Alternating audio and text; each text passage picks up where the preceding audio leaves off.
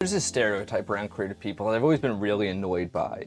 It's a stereotype that creative people are sort of, for lack of a better term, super, I guess ADHD coded. You could use the term. There's this idea that, like, if you're a creative person, you're always going to be jumping around a lot, right? That you're never going to be able to focus on one thing. That's always going to be from boom, boom, boom on to the next, right? Comes from very different mediums being able to express very different things, right? Somebody who's just predisposed to, when they have an emotion, they just take it to art and make art out of that emotion. It makes perfect sense, actually, that they're going to be jumping around from thing to thing all the time, you know?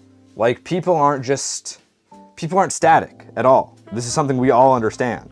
But for some reason, it gets very messy when you start talking about creative people in this way, right? Like the state of the world, for example, something like that, that I'm less, I don't know, it's harder to just yap about and kind of come to any sort of sensible idea on.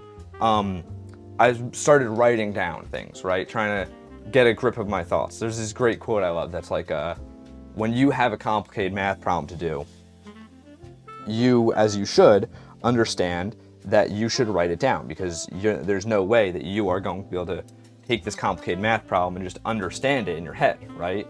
And, you know, they go on to say, your thoughts that you have on a daily basis are so much more complicated than any math problem. And not writing them down is to not figure them out, to never solve them, right?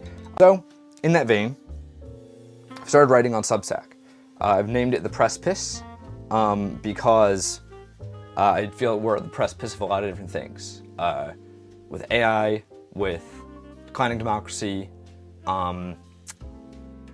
I had more in the description on Substack that you should go check out.